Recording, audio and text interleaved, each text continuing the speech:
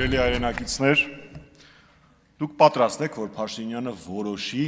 թե դուք այսօր ինչ պիտի ուտեք, կամ ուր գնաք, վստահ եմ, որ ոչ,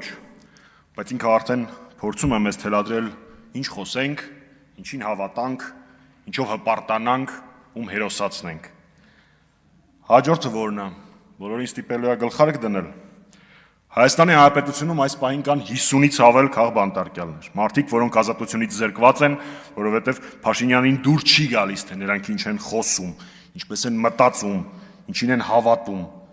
Բոլոր քաղբանտարկյալները պայքարում են մեզանից յուրաքանչյուրի իրավունքների համար։ Կապ չունի, որ քաղաքական ուժին եք սատարում, բայց քաղաքական բանտարկյալը պայքարում է մեզանից յուրաքանչյուրի խոսքի ազատության համար։ Ու իրենք այդ պայքարից ավելի ուժեղ են դուրս գալու։ Իսկ մենք որպես հասարակություն,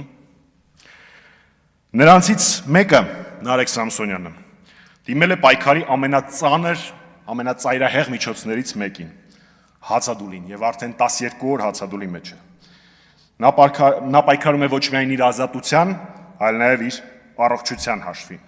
Պայքարում է իմ եւ քո համար։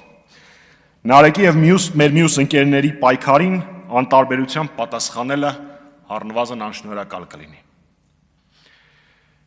Գիտեք,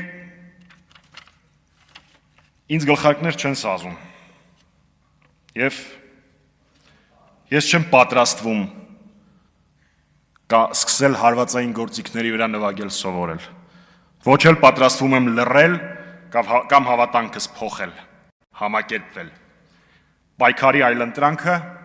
համակերպվելն է, վերանալը։